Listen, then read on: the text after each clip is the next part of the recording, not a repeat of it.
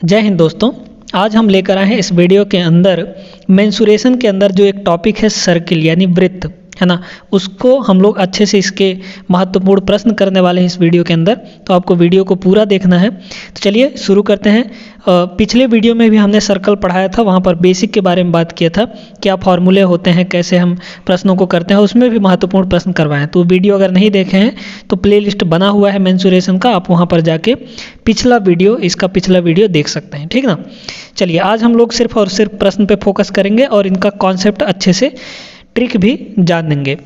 पहला प्रश्न यहाँ पर दिया गया है, देखिएगा, एक वृत्त का क्षेत्रफल कितना है? 616 मीटर स्क्वायर। इसका व्यास बताना है हमको, व्यास, है ना। तो पहले तो हमको रेडियस पता होना चाहिए, रेडियस कितना होगा तब तो हम व्यास निकाल पाएंगे, ठीक है। तो देखिए यहाँ पर सबसे पहले तो हम देखिए r अगर मानते हैं रेडियस, तो इसका जो क्षेत्रफल होगा वो कितना हो जाएगा दोस्तों? यहाँ पर पाई आर स्क्वायर होता है ना, वृत्त का क्षेत्रफल पाई आर स्क्वायर होता है। और यही चीज़ अपने को क्या दे रखा है? 616 दे रखा है। पाई का मान कितना होता है? 22/7 रख दीजिए, इनटू ये आर स्क्वायर है, इक्वल टू ये कितना है? 616, है ना। कितना है यहाँ पर? 616 है, ठीक है, 616।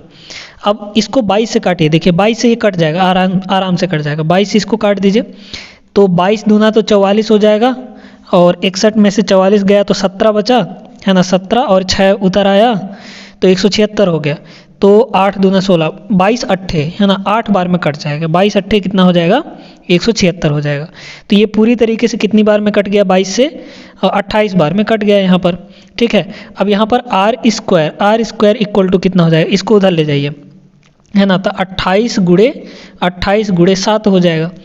अब यहाँ पर r का वैल्यू कितना? इस 28 को हम क्या लिख सकते हैं बताइए? तो 4 गुणे 7 लिख सकते हैं, और ये 7 है ही, इसका वर्गमूल लगाएंगे तो ये हो जाएगा 4 का वर्गमूल 2, और 2 ठो 7 है तो 1 7 बाहर आ जाएगा, यानी 7 दूना 14, ठीक है। ये आया हमारे पास रेडियस। अब आप जानते हैं कि जो व्यास होता है यानी डायमीटर, वो कितना होता है? त्रिज्या का 2 गुना होता है, डबल होता है ना। तो इसका डबल कर दीजिए, यानी 14 दूना 28 हो जाएगा। तो इसका व्यास कितना आएगा उस वृत्त का? 28 मीटर आ जाएगा। उम्मीद करते हैं कि समझ में आ गया होगा सवाल। यहाँ से इस सवाल से आपको ये भी पता चला कि कैलकुलेशन, है ना, कैलकुलेशन कितना फास्ट किया जा सकता है वो भी आपको यहाँ पर दिखाई दिया, ठीक है। चलिए आगे बढ़ते हैं, अगला प्रश्न देखते हैं हम लोग यहाँ पर। अगला प्रश्न देखिएगा दोस्तों, यहाँ पर दिया गया है, उस वृत्ताकार पथ का क्षेत्रफल ज्ञात कीजिए जो 440 मीटर परिधि वाले वृत्त के चारों ओर बनाया गया है और उसकी चौड़ाई 7 मीटर है। अब इस प्रश्न को बड़े गौर से समझिएगा, हमने आपके लिए चित्र भी बना रखा है यहाँ पर। देखिए एक वृत्त है ना, ये अंदर वाला वृत्त पहले से है, इसका जो परिधि दिया है ना, अंदर वाले वृत्त का जो परिधि दिया है वो कितना दिया है? 440 मीटर। परिधि का मतलब होता है ये जो बाउंड्री है इसकी लंबाई 440 मीटर दी गई है। अगर हम इस छोटे वाले वृत्त की जो त्रिज्या है वो r माने, छुटका r, ठीक ना, और इस बड़े वाले वृत्त का जो त्रिज्या है वो हम मान लें कैपिटल R, ठीक है। बड़े वाले वृत्त का त्रिज्या कैपिटल R मान लें। और ये जो रास्ता है ना, रास्ता देख लीजिएगा, रास्ते का लंबाई चौड़ाई कितना दिया गया है? यहाँ पर 7 मीटर दिया गया है।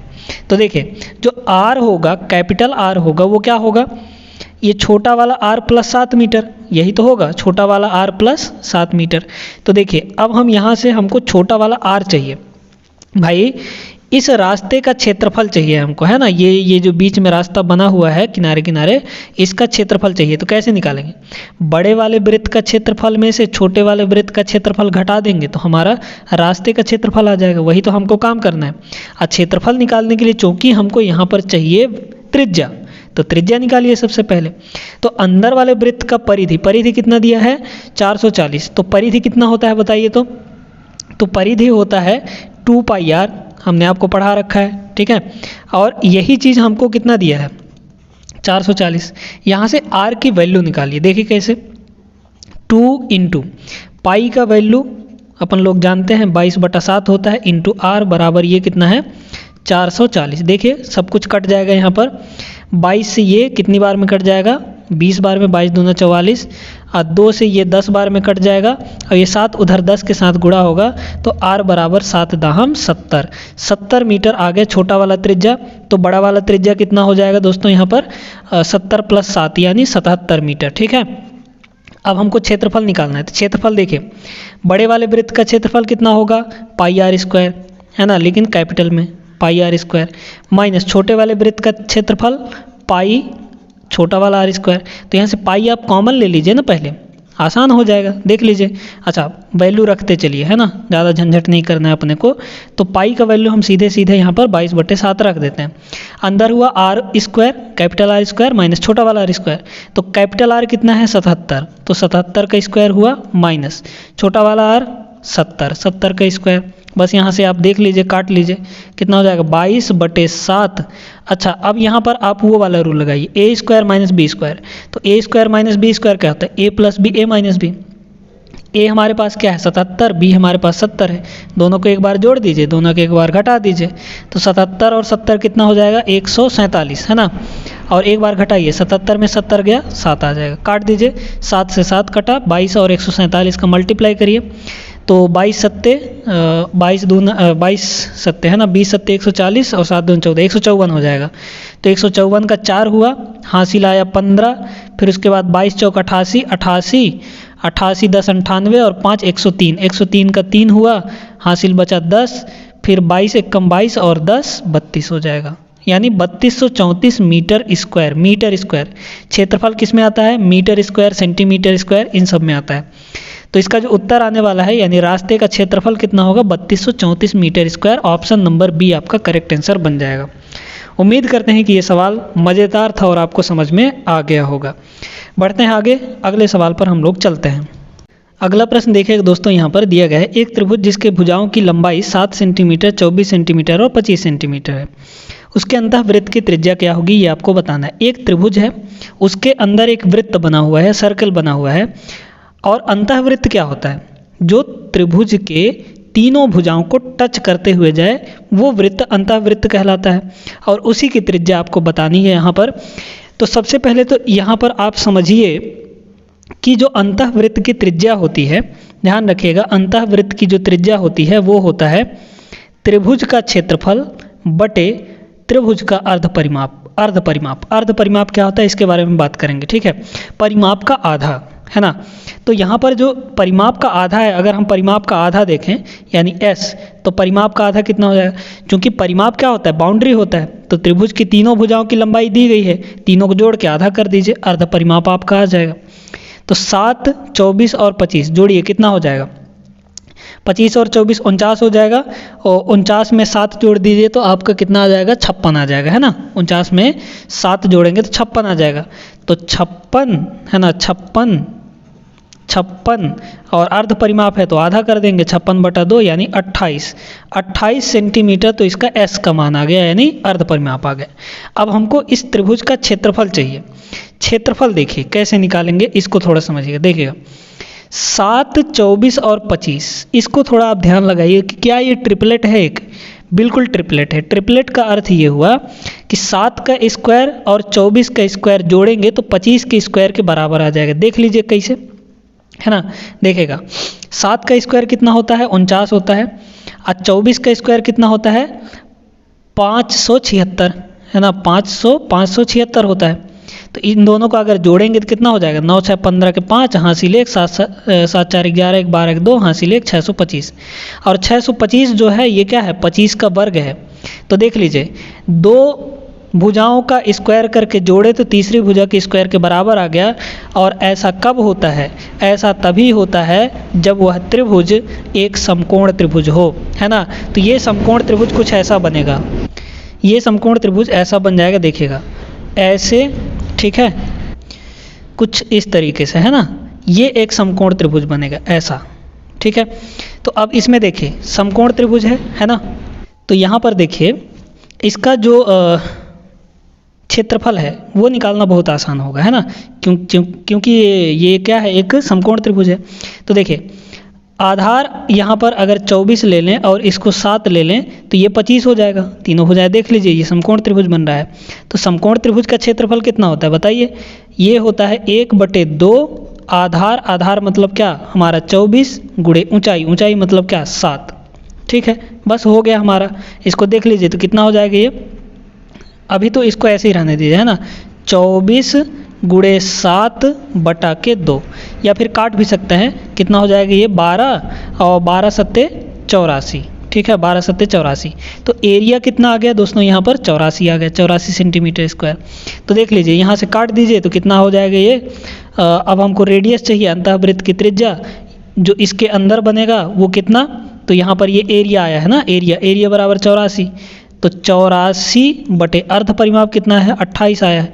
बस आप यहाँ पर देख लीजिए कितना हो जाएगा। 7 से इसको भी काटिए, 7 से इसको भी काटिए, तो 7 से इसको काटेंगे तो 12 सत्ते 84, 7 से इसको काटेंगे तो ये आ जाएगा कितना, आपका आ जाएगा 4, है ना। 4 से फिर काट दीजिए, 4 3 12, यानी सीधे सीधे 3 आ गए। 3 सेंटीमीटर इसकी अंतःवृत्त की जो त्रिज्या होगी वो 3 सेंटीमीटर आ जाएगी। ऑप्शन नंबर डी यहाँ पर आपका करेक्ट आंसर बन जाएगा। चलिए बढ़ते हैं आगे, अगला प्रश्न देखते हैं हम लोग। अगला प्रश्न यहाँ पर देखिएगा, दिया गया है किसी गोलाकार कक्ष में पक्का फर्श लगाने की लागत जो है 10 रुपये प्रति वर्ग मीटर की दर से 1540 रुपये है। ठीक है, एक गोलाकार कक्ष है, ठीक ना, उसका जो फर्श है वो पक्का बनने में उसको टोटल कितना रुपए लगा, 1540 रुपये लगा, जबकि प्रति वर्ग मीटर उसको 10 रुपये लग रहा है। ठीक है ना, दर। तो इसका मतलब ये हुआ कि 1 वर्ग मीटर लगाने में, फर्श कराने में उसको 10 रुपये लगेगा, और टोटल यहाँ पर कितना लगा 1540 रुपये। 1540 रुपये लगा टोटल, और 1 वर्ग मीटर में लग रहा है यहाँ पर 10 रुपये। तो इसको काट दीजिए तो ये 154 आ जाएगा, 154 मीटर स्क्वायर वर्ग मीटर। यही फर्श का यानी जो गोलाकार फर्श है उसका क्षेत्रफल आ गया, है ना भाई। यहाँ पर देख लीजिए कि क्या बोल रहा है, जो फर्श है टोटल उसमें पक्का कराने में कितना रुपए लगा, तो यहाँ पर लग रहा है 1540 रुपये, और 1 वर्ग मीटर का 10 रुपये लग रहा है, तो टोटल लगा इतना, बटे कर देंगे तो उसका कितना वर्ग मीटर है वो फर्श वो आ जाएगा आपके पास। तो ये आया है क्षेत्रफल। अब क्षेत्रफल जब आ गया तो आपको क्या चाहिए यहाँ पर, फेंसिंग की लागत। फेंसिंग मतलब होता है बाउंड्री, है ना, बाउंड्री में जो तार वार लगाते हैं ना उसको फेंसिंग कहते हैं। तो बाउंड्री का मतलब क्या, परिधि। हमको परिधि चाहिए, परिधि की लंबाई मिल जाएगी, परिधि मिल जाएगा हमको, तो 6 से मल्टीप्लाई कर देंगे तो रुपये आ जाएगा। अब यहाँ पर देखिए ये कितना है, अगर हम उस गोलाकार कक्ष की त्रिज्या r माने तो इसका जो एरिया है, एरिया यही ना आया है, एरिया कितना हो जाएगा पाई r स्क्वायर हो जाएगा, पाई r स्क्वायर, और यही आपको 154 के बराबर दिया गया है। यहाँ से आप r की वैल्यू निकाल लीजिए, है ना, r की वैल्यू निकाल लीजिए तो देख लीजिए कितना हो जाएगा, r बराबर, है ना, कितना हो गया ये, पहले तो यहाँ पर पाई का वैल्यू रख दीजिए 22/7, है ना, इंटू r 154, काट दीजिए इसको तो 22 कितना हो जाएगा ये, 22 छक्का 154, नहीं 6 बार में नहीं, 22 सत्ते 7 बार में कट जाएगा, हाँ 22 सत्ते 154 हो जाएगा, 22 सत्ते 154। तो r स्क्वायर, यहाँ पे स्क्वायर है ना, r स्क्वायर बराबर 7 सत्ते 49, तो r बराबर कितना हो जाएगा, सीधे सीधे 7 हो जाएगा, ठीक ना। तो r हमारा 7 आ गया। अब हमको क्या चाहिए, 2 पाई r का वैल्यू चाहिए, है ना भाई। परिधि उतना ही मीटर तो फेंसिंग होगा, परिधि के बराबर ही, तो परिधि कितना होगा 2 पाई r के बराबर, और यहाँ पे 2 पाई का वैल्यू 22/7 और इनटू ये हो जाएगा 7, ठीक है, यानी r की वैल्यू यहाँ से 7 से 7 कट गया। परिधि कितना आ गया हमारा 44 मीटर, 44 मीटर परिधि आया, और 1 मीटर का 6 रुपये लगता है, तो 44 मीटर का कितना लगेगा, 44 गुणे 6, 44 गुणे 6 कर दीजिए, आपका आंसर आ जाएगा 6 चौक 24, unit digit 4, unit digit 4, option number B, ठीक है। चाहे तो आप पूरा करके देख लीजिए, या फिर यूनिट डिजिट यानी 6 चौक 24, 4 आया, शुरू में 4 सिर्फ एक ही ऑप्शन में है, ऑप्शन नंबर बी में, यानी यही वाला आपका 264 रुपये लग जाएगा उसको पूरा फेंसिंग कराने में। फेंसिंग का मतलब हुआ कि बाउंड्री में तार लगाने में, तो बाउंड्री कितना लंबा होगा, उसकी परिधि के बराबर होगा। परिधि हमने निकाल लिया और 6 से मल्टीप्लाई कर दिया, क्योंकि 1 मीटर लगाने में 1 मीटर फेंसिंग का 6 रुपये लगता है, तो 44 मीटर फेंसिंग का 6 से मल्टीप्लाई कर देंगे, ख़त्म कहानी। ठीक है, चलिए आगे देखते हैं अगला प्रश्न हम लोग। चलिए दोस्तों, अब ये प्रश्न देखिएगा, ये भी बड़ा शानदार सा प्रश्न है, बहुत मस्त सवाल है। ABCD एक वृत्त में अंकित एक चतुर्भुज है। एक चतुर्भुज क्या है? ABCD है, जो कि वृत्त के अंदर बना हुआ है, ठीक ना। फिर बोल रहा है कि DAB और BCD कोणों के द्विभाजक क्रमशः XY हैं, XY पर प्रतिच्छेद करती हैं वृत्त को, है ना। तो सीधी रेखा XY की लंबाई क्या होगी? बहुत मस्त सवाल है, देखिएगा। पहले तो एक वृत्त बनाइए, है ना। चलिए हम यहाँ पर वृत्त बना देते हैं। इस वृत्त के अंदर दिया गया है एक चतुर्भुज, चतुर्भुज ABCD, ठीक है। चतुर्भुज ABCD कुछ इस तरीके से यहाँ पर बना है, ठीक है, चतुर्भुज ABCD। अब देखिए आगे क्या कह रहा है कि अच्छा ABCD हम यहाँ पर नाम दे देते हैं, ठीक है, A B C और D। आगे बोल रहा है कि कोण DAB देखिए DAB कहाँ होगा? DAB, है ना, ये वाला कोण, और कौन सा? BCD यानी ये वाला कोण। इनका समद्विभाजक एक रेखा है जो XY पर वृत्त को काटती है ना। तो इसका समद्विभाजक बना दीजिए। समद्विभाजक मतलब दोनों को बीच से काटने वाली, तो दोनों को बीच से काटने वाली, और वृत्त को कहाँ पर प्रतिच्छेद कर रही है? X पर, है ना, X पर और यहाँ पर Y पर। कोई बात नहीं, पॉइंट C को ही Y दे दिया है और यहाँ पर पॉइंट A को ही X दे दिया है। अब पूछ रहा है कि XY, सीधी रेखा जो XY है, इसकी लंबाई क्या होगी? अब बड़े गौर से समझिए, देखिए यहाँ पर देखिए समद्विभाजक का मतलब क्या होता है? कोण समद्विभाजक का मतलब क्या हुआ? कोण को 2 बराबर भागों में बांट देना। तो जितना कोण ये वाला होगा उतना ही कोण ये वाला होगा, तो मान लिए हम अल्फा अल्फा। जितना कोण ये होगा उतना ही कोण ये वाला भी होगा, बिल्कुल सही बात है, ठीक है। अब यहाँ पर एक चीज़ और बड़े ध्यान से समझिए, अगर एक वृत्त के अंदर एक चतुर्भुज बना हुआ है तो चतुर्भुज के आमने सामने के कोणों का योग कितना होगा? 180 डिग्री हो जाएगा। आमने सामने के कोणों का योग कितना होता है? 180 डिग्री होता है दोस्तों, ध्यान रखिएगा। तो आमने सामने कोण मतलब क्या? ये 2 अल्फा है और ये 2 थीटा है, तो 2 थीटा और 2 अल्फा मिलाकर कितना होगा? 180 डिग्री हो जाएगा। यानी हम यहाँ पर लिखेंगे 2 अल्फा प्लस 2 थीटा बराबर 180 डिग्री, ठीक है। ध्यान दीजिए, अल्फा प्लस थीटा कितना हो जाएगा? 2 से सब में भाग दे दीजिए, 2 से इसमें भाग दीजिए अल्फा, 2 से इसमें भाग दिए थीटा, 2 से इसमें भाग दिए, तो ये हो जाएगा 90। यानी यहाँ पर ये कोण और ये कोण अल्फा और थीटा मिलाकर 90 हुआ, तो ये वाला तो 90 हो ही ना जाएगा भाई। त्रिभुज के तीनों अंतः कोणों का योग कितना होता है? 180 डिग्री होता है। ये कोण और ये कोण अल्फा और थीटा मिलाकर 90 हो रहा है, तो 90 यही बचा, मतलब ये 90 हो जाएगा। इधर भी देख लीजिए, अल्फा और थीटा मिलाकर 90, इसका मतलब ये वाला भी 90 डिग्री हो जाएगा, ठीक है, कोई दिक्कत नहीं यहाँ तक। अब यहाँ पर और बड़े ध्यान से समझिएगा, ठीक है। अब यहाँ पर आमने सामने का कोण तो 90-90 हो गया। इसका मतलब ये एक आयत बन जाएगा। ये वाला भी पूरा 90 डिग्री हो जाएगा और ये वाला भी पूरा 90 डिग्री, क्योंकि भाई आमने सामने का 90-90 हो गया, तो ये दोनों को तो 90-90 होना ही है। यानी ये हम कह सकते हैं कि एक आयत बन गया। अब एक आयत जो होता है, अगर वो वृत्त के अंदर बना है तो उसका विकर्ण, भाई ये एक्स वाई क्या है? विकर्ण ही है ना, है। विकर्ण जो होता है सेंटर से होकर जाता है, या फिर इसको आप ऐसे भी कह सकते हैं कि यह एक चक्रीय चतुर्भुज हो गया। तो चक्रीय चतुर्भुज जो होता है उसका विकर्ण व्यास होता है, ठीक है, यानी केंद्र से होकर जाता है। तो केंद्र से जब होकर जाएगा, तो केंद्र से होकर जाए तो ये व्यास ही ना होगा, ये क्या हो गया हमारा एक्स वाई जो है ये हमारा व्यास बन गया, ठीक है, व्यास। तो व्यास कितना होता है? त्रिज्या का 2 गुना, है ना। त्रिज्या हमारे पास r दिया है, r का 2 गुना करेंगे तो ये व्यास बन जाएगा, यानी यही हमारा एक्स वाई हो जाएगा। तो एक्स वाई की लंबाई कितनी होगी? 2r हो जाएगी। ऑप्शन नंबर ए आपका करेक्ट आंसर बन जाएगा। तो ये बड़ा शानदार सा सवाल था, इसमें आपको चक्रीय चतुर्भुज वाला नियम लगाना था, तो हमने आपको अच्छे से समझा दिया, ठीक ना। चलिए आगे देखते हैं अगले प्रश्न पर। अगला प्रश्न देखिए दोस्तों, यहाँ पर एक वृत्त की परिधि उसके व्यास से 15 मीटर अधिक है, वृत्त की त्रिज्या क्या होगी, है ना। एक वृत्त की परिधि, तो परिधि कितना होता है, 2 पाई आर होता है।